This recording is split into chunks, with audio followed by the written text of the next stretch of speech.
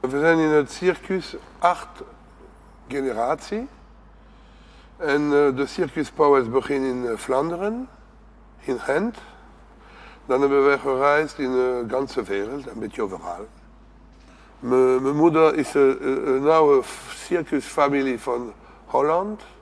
En dat was de Boesnach. Dat is Boesnach, dat is een Jodenfamilie in Holland. In de oorlogstijd 80% die waren weg aan de concentratiekamp. En de Boesnach-familie, ze zijn bekend, Mimi Boesnach met de ballon op de kermis. Dat was niet alleen mijn moeder who was Joden, dat was ook mijn vader. De moeder van mijn vader, dat was Jeannette Cohen. En Jeannette Cohen is getrouwd met Charles Pauwels, een Gentenaar. En Charles Pauwels, hij was katholiek. En dat was ook een brave man. We zijn een van die oudste, dat kan iedereen zeggen. We zijn die oudste van België, van de Circus zo. Maar misschien heb je niet gehoord, Circus Semé. Circus Semé, dat was de zus van mijn grootmoeder. Marie Semé. En Marie Semé, dat was ook Cohen. En dat was een oude. En de Sosman, dat zijn ook familie van ons. De Sosman, de Semé, de Pauwels, de Cohen, de Boesnach. Dat zijn alle oude circusfamilie. Pepet, dat was mijn vader. Mijn vader. En de naam was Alfred Ludovicus Pauwels. En dat was de naam van mijn vader. Maar iedereen heeft Pepet gezegd. Waarom mijn vader als hij heeft gesproken, tot bégayé, hoe zeg maar dat? Stotteren. Ja, stotteren, ja. En dan van klein, die heeft gezegd, hey, Pepet. En dan is Pepet gebleven van iedereen in de circus. Hij zegt, Alfred Ludovicus Pauwels, niemand kan. Hij zegt, Pepet, ah ja, dat is Pepet. Mijn vader was een brave man, streng natuurlijk. Maar mijn vader was een grote humanist. En mijn vader heeft altijd geholpen iedereen. Dat was zijn leven. Mijn vader hij heeft geleerd aan de kinderen circus te doen. Maar ook als ziet iemand in de straat. Hij heeft altijd die mensen geholpen. Als wij zijn geboren in het circus, dan doen wij veel acts. En langzaam, dan wij gaan een beetje meer professioneel op één zaak. Maar wij hebben een beetje trapeze gedaan, en handstand, en muziek, en clowns, en paarden, en die en alles. En opeens, dan de familie Pauwels, ze zijn meer als acrobatiek en clowns. Hebben we gereisd een beetje overal, in Amerika, in Europa, in de grote circus, ook in de kleine. Dat speelt geen rol als groot of klein is. De belangrijk is als de nummer goed is. Dat is de belangrijk. En onze vak, we zijn bekend als clowns, muzikaal clowns en excentriek acrobatiek. En ook met jongleur hebben wij in de familie. Wij waren aan het spelen met die andere kinderen van de circus. En dat was Frans, dat was Duits, dat was Engels, Nederlands. En iedereen zei, ik wil dat doen, ik wil dat doen. En ik heb altijd gezegd, één dag, ik ga mijn eigen circus hebben. Klein of groot is geen probleem, maar ik heb mijn kleine circus. Als ik was kind, ik heb gereisd met mijn vader in Marokko, Algerije, Tunesië, met de cirque. Ik ben gegaan met mijn vader in Amerika. Daar hebben wij gewerkt in de Radio City Music Hall. En in de Latin Quarter, dat was een andere cabaret. Dan hebben wij gewerkt bij Bouglione, bij Amar, bij Althoff, bij grote bedrijven als clowns en acrobaten. En hebben wij een beetje overal gereisd, en televisie, en films, en theater, en altijd geluk. Ça, c'est l'entrée du chapiteau. spectacle. Ça, c'est les Caroli. Ça, c'était donc Francesco Caroli et ses frères.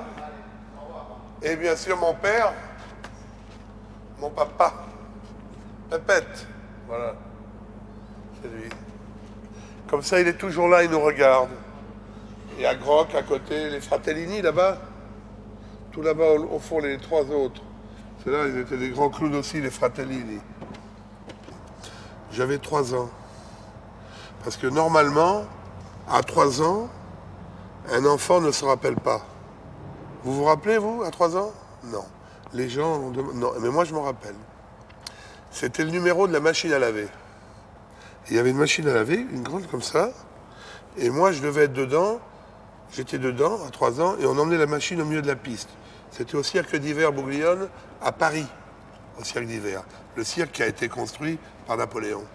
Donc, sous le règne de Napoléon, qui a été plutôt par Gustave Eiffel, la coupole, etc. Mais donc, j'étais dans cette boîte et j'avais peur, parce qu'il faisait noir. Et je voulais pas au début. Donc, le linge qui allait dans la machine, quand on le sortait, il était devenu tout petit. Et à la fin, mon père, il réparait et il tombait dans la machine. Et moi, je devais sortir et courir autour de la piste. J'étais maquillé, habillé comme lui. Mon père, il avait aussi rétréci au lavage. Ça, c'était mon premier numéro. Et de ça, je me rappelle parce que la machine à laver, dans ma tête d'enfant, c'était immense, c'était grand, c'était... Et un jour, je l'ai revue, elle était petite comme ça. Je dis, c'est pas vrai. Tout ce qui se passe dans la tête d'un enfant et d'un humain. Ah, le médaillon. Dat is een medaillon, dat is een leeuwenkop met een kleine briljant en de nagel van de leeuw. Dat heeft mijn grootvader gekregen van de familie Cohen. En als mijn vader was 18 jaar, hij heeft die medaillon gekregen. Maar die medaillon heeft een grote story. In de oorlog, die hebben geen geld meer gehad. En mijn vader is gegaan bij de vleeswinkel, slagerij, la boucherie. En hij heeft gezegd aan monsieur Brio, ja, van meneer Brio, kijk meneer Brio, wij hebben geen geld meer, hier, ik geef u dat. Dat was mijn vader mij dat gegeven, maar geef mij een beetje geld en één dag ik kom bij u terug om dat weer te kopen. En na de oorlog, 25 jaar na de oorlog, mijn vader was buiten van de cirkel en iemand kwam bij mij en zegt, meneer Pauwels is hier, Pépette. En ik dacht, waarom, wie bent u? Ah, ik ben meneer Brio. Ah, dat heb ik zoiets gekend, de story. Ah, ik ben de slager. Ja, waar is uw vader? Hij is daar. En ik ga bij mijn vader. Hallo Pépette, hoe gaat het? En in de hand heeft dat teruggegeven. En dan mijn vader heeft mij dat gegeven aan mij. En ik ga dat geven aan mijn zoon. Fais voir un peu ce qu'ils ont envoyé. On peut le voir ou pas? RTL. Non, j'arrive pas à les ouvrir, je l'ai envoyé à Ludovic. Tu lui as téléphoné à Ludovic? Non, je l'ai pas appelé. Tu pourras l'appeler là. Samuel, hij ziet circus, hij droomt circus en hij heeft zijn passie is de circus. Normaal gezien, dat is zo, niet alleen Samuel. Normaal gezien, dat is alle de jonge mensen van het circus. Want circus is een leven fantastisch. Moeilijk, maar fantastisch. En Samuel heeft beginnen te jongleren met 1 bal. En vandaag is een van die sterkste aan zijn oude. Aan 20 jaar is een sterke jongleur. Hij speelt ook muziek. En hij heeft niet veel tijd om buiten te gaan en de moderne dingen te hebben. Hij heeft toch die moderne dingen, maar hij oefent veel. Il s'entraîne beaucoup. Je vais regarder mon fils. Voilà. Est-ce que tu peux mettre après la sono ici pour jouer le xylophone? Alors, faut que je branche, papa. Ah bah chez toi alors tu le joueras. J'ai pas le morceau. Non, faut que je le branche là.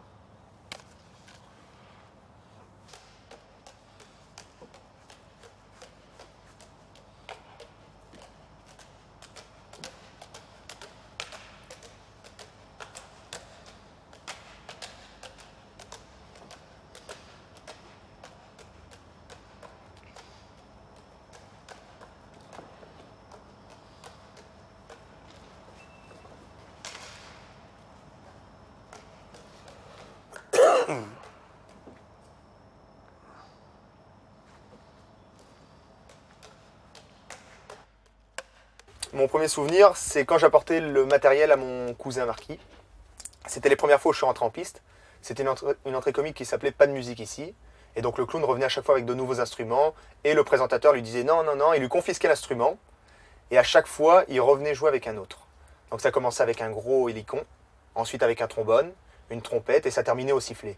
Et moi, j'étais celui qui apportait à chaque fois les instruments au fur et à mesure de l'entrée comique. Et le deuxième souvenir, c'est quand j'ai commencé pour la première fois à faire mon numéro de jonglage et jongler debout sur un cheval au galop. Ça, c'est mes deux souvenirs. Alors l'âge que j'avais 8 ans. 8 ans pour jongler debout sur le cheval. Et pour l'entrée comique, je devais avoir 4 ans, 3-4 ans. On commence jeune au cirque. Il a fait les études à l'école Ganenou. L'école Ganenou, c'est une école juive ici à côté, c'est Yodesrol. Elle a procréé ses humanités en économie. Et voilà. Moi, personnellement, j'ai été 6 mois à l'école. Ik was alleen 6 maanden in school. Dan heb ik de school gedaan in de caravan. Met iemand A, B, C, plus D, E, plus 1, plus 2 égale 8. Nee, maar. En dan hebben wij dat in de caravan gedaan. Maar de beslissing was van mijn vrouw en ik om in deze wereld vandaag moeten wij een beetje meer. En als hij wil circus doen en directeur ook, dan moet hij ook een beetje die boekhouding doen. En moet hij weten om schrijven, om spreken. C'est très très important, c'est belangrijk. Alors mon plus grand professeur, c'est mon père. Donc, il ne sait pas jongler, mais c'est un très grand pédagogue. Il a vu tellement de choses dans sa vie, et il a côtoyé tellement de monde, que rien qu'en regardant, il peut nous apprendre. Donc c'est lui qui m'a appris toutes les bases. Après, moi, aujourd'hui, je regarde des vidéos.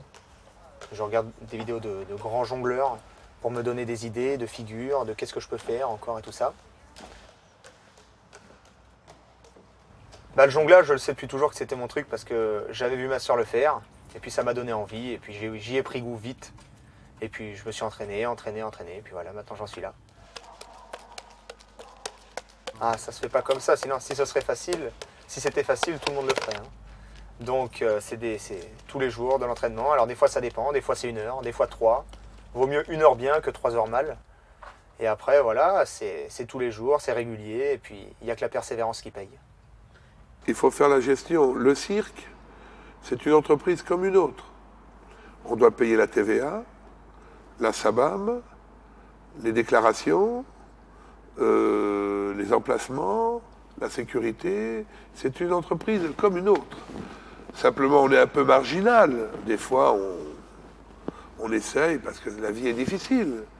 Mais nous ne sommes pas des bandits. Nous, quand on fait un petit pas de travers, c'est pour la famille. C'est pour continuer. Moi, toute mon enfance, on a voyagé avec le cirque. Je faisais les cours par correspondance, et on voyageait de ville en ville, et voilà. Et puis après, justement, on s'est mis sur place pour que je puisse avoir une scolarité normale comme les autres. Et puis on s'y est installé petit à petit, et puis voilà, maintenant on reste sur place, mais le jour où on devra repartir, eh ben on repartira. Ça se perd pas, c'est comme le vélo. Attention, c'est pas facile, surtout avec une structure comme celle-là. Mais après, voilà, le jour où on devra repartir, on repartira, il n'y a pas de problème. Ce que j'adore, c'est voyager. Mais j'ai arrêté pour être un peu plus tranquille. Mais parce que voyager, c'est... Oui, ça me manque beaucoup.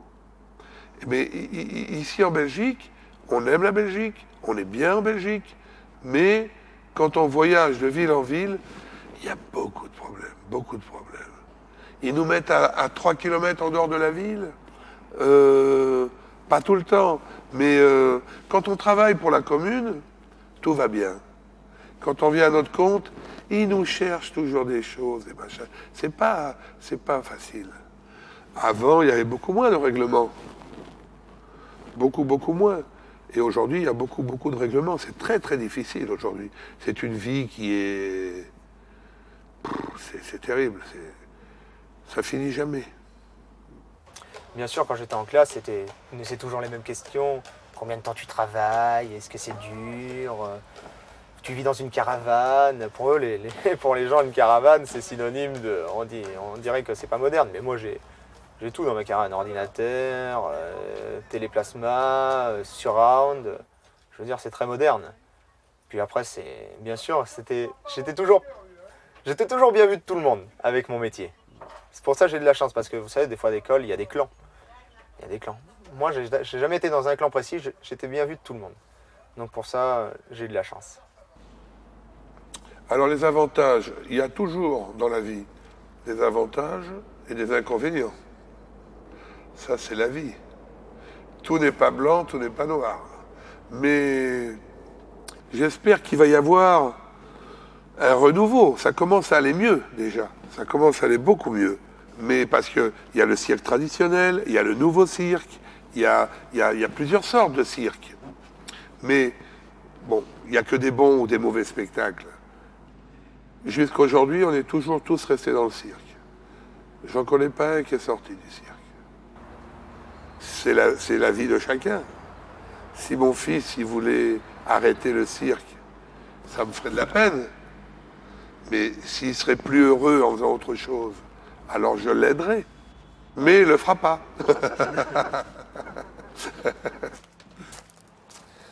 On va faire le tour du cirque.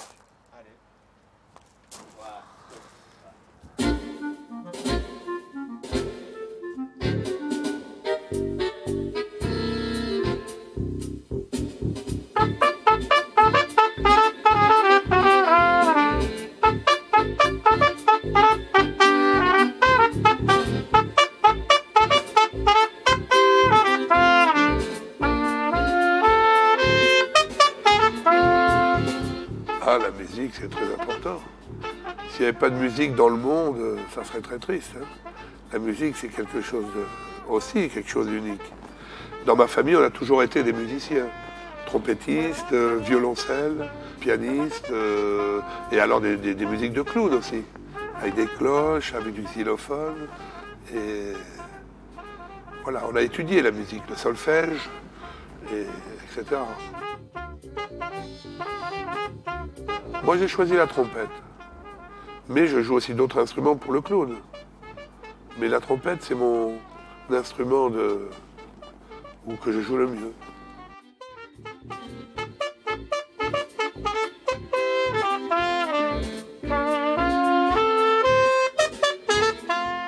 Moi, je sais que je ne veux pas faire autre chose que du cirque. Moi, je sais que jusqu'à ma mort, je verrai une toile et je serai dans ma caravane. Vous pouvez me donner le plus beau château qu'il y a et être monsieur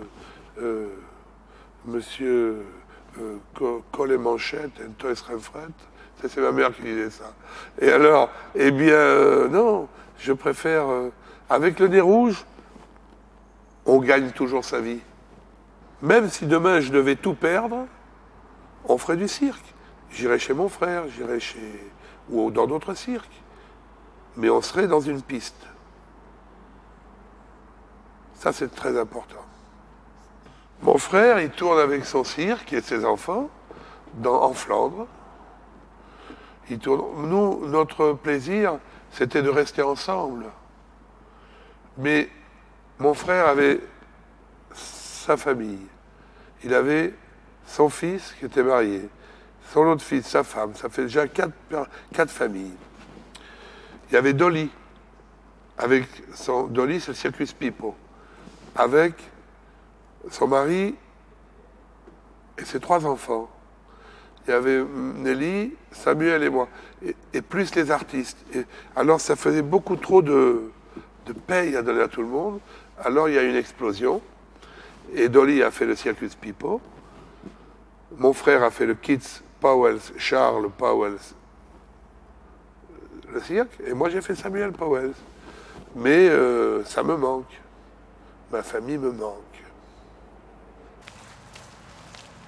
Ça c'est le chapiteau avec les manèges, tout ça, la Spellplane, la plaine de jeu.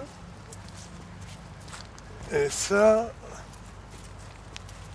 c'est le chapiteau de spectacle. Mais le chapiteau, c'est un morceau de toile. C'est joli et tout, mais on peut toujours changer un autre plus petit, plus grand. C'est beau, on adore, on aime. Mais on peut faire du cirque ici aussi. Dedans, mais c'est mieux dedans. 30 tonnes, il m'a dit. Hier, t'en as parlé? Ouais. Je sais pas combien que ça va coûter. On va aller voir l'autre côté, là-bas, viens voir. Nous, on vit dans un appartement, peut-être une semaine par an, quand on va en vacances en Espagne, ou peut-être, et encore. Et on s'ennuie déjà.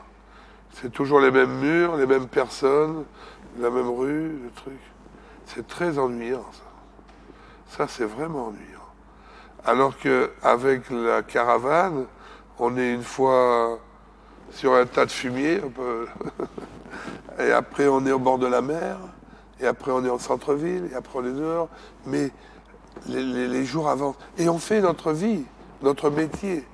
Notre métier, c'est un des métiers exceptionnels. Le cirque, c'est unique. Vous ne pouvez pas comprendre, mais quand on l'a fait, c'est quelque chose de formidable. Même quand il n'y a pas beaucoup de monde, on travaille de la même façon que si on a 1000 personnes. C'est dans le cœur et l'amour qu'on veut apporter aux autres.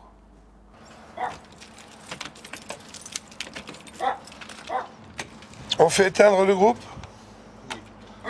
Samuel! Samuel! Éteins le groupe! Je suis collectionneur de cirque. Des bronzes comme ça, ici, des petits bronzes, ici, de clowns, d'affiches, de roulottes, de tableaux comme ça là-bas. Ça, c'est un tableau qui a été fait par un grand artiste peintre, Chapelier. C'est donc... vous voyez, il a fait des tableaux de cirque parce qu'il peint sur le verre, à l'envers, en églomisé. Powell, c'est à l'envers, vous voyez, c'est tous les tableaux de cirque. C'est vraiment très très beau. C'est ici avec José Van Damme, parce qu'il vient souvent au cirque chez nous aussi. Voilà, tout ça, c'est des tableaux de cirque, vous voyez, comme ça, comme cela. Et je collectionne, mais j'ai pris aussi des affiches, des bronzes chez mon père, chez mon grand-père, chez les amis, etc. Au marché aux puces. Au marché aux puces, dans toutes les villes où on va, je vais chercher. Mais moi, ce qui me plaît dans une affiche, c'est aussi le graphisme à l'ancienne, le nom du cirque, la signature de l'affiche. Il y a des affiches beaucoup plus rares que d'autres. Et c'est pas obligatoirement une affiche qui a 150 ans. Ça peut être une affiche qui a des années 40 aussi, mais que personne a, et bah, on l'a retrouvé. Et il y a des signatures comme Toulouse-Lautrec, comme Chéré, Magne, Souris, Fratin, Favreau et d'autres encore. Le cirque est reconnu, chez les vrais artistes, ils reconnaissent le cirque. Le cirque, c'est de la répétition, la persévérance, il y a de la danse, il y a le salut, il y a les pointes, il y a le travail, il y a le costume, il y a la lumière, il y a la musique, il y a tout. C'est un tout. Quand on le voit et que ça dure un numéro entre 7 et 12 minutes, ouais, les gens ils mangeaient popcorn, ils ont vu ça. Mais derrière ce numéro, il y a toute une tradition et des années de travail. Et pour une affiche, c'est pareil. Moi, ça fait maintenant 10 ans que je mets, depuis petit, mon fils sur l'affiche. Alors on le voit petit et il grandit à chaque fois. J'ai fait ce choix. J'aurais pu dire, ah non, c'est moi, l'Auguste, le clown. Je vais faire comme Papa Chico, comme les autres. Toujours moi, mon ego. Mon ego pour être moi, la vedette. Et j'ai dit non, je vais mettre mon fils. Mon fils parce que je suis son père et il y a une transmission. C'est très important. Et alors, il y a aussi qu'il est beaucoup plus jeune que moi. Donc si je le fais connaître maintenant, on le connaîtra encore plus tard beaucoup mieux. Et le nom, ça va continuer. Quand je dois prendre des décisions importantes, j'appelle mon fils et ma femme. Et on est là, ils me disent ce qu'ils pensent, ce qu'elle pense. Je dis d'accord. Et on essaye de voir qu'est-ce qui va mieux ou pas. Mais toujours, je parle avec lui parce que c'est important. On ne peut pas dire, oui, non, tu es jeune, allez, allez. Il évolue avec le temps. Et lui, il peut savoir des choses que moi, je ne sais pas. Tout ça, les deux choses sont importantes. Dans un numéro, il y a la musique, il y a la lumière, il y a comment on se présente, comment saluer. C'est tout un art. Ça ne s'apprend pas en 2 minutes, quoi. Des fois, on n'a pas d'idée, et puis c'est en écoutant une musique ou en regardant un film. On a un déclic, on se dit, tiens, est-ce que ça serait bien de faire ça? Est-ce que ça serait pas bien de faire ça? Peut-être pas, peut-être que oui. Puis on en parle, on se met autour d'une table, et puis on rassemble avec mon père, parce que je suis toujours avec mon père, et on rassemble chacun nos idées, et on essaye de justement les mélanger pour faire quelque chose de formidable. Ce qui peut changer, c'est la lumière, la sonorisation, mais nous, notre façon, l'âme Powell, nous on a une âme dans notre spectacle. Et ça, c'est très important. Eh bien, elle est toujours là. Quand on vient chez nous, et c'est pas le Dickeneck, il se passe quelque chose entre nous et les gens. Et ça s'apprend pas. Vous l'avez ou vous l'avez pas. Et quand vous allez, même un pâtissier ou dans la famille Powell, Social Pipo, vous verrez, si vous allez voir le spectacle, il se passe quelque chose de nostalgique, de beau, et il y a une âme. Et les gens, quand ils partent, ils ont de la musique plein la tête, et ils disent à leurs amis, allez voir, ça vaut la peine. Ça, c'est important.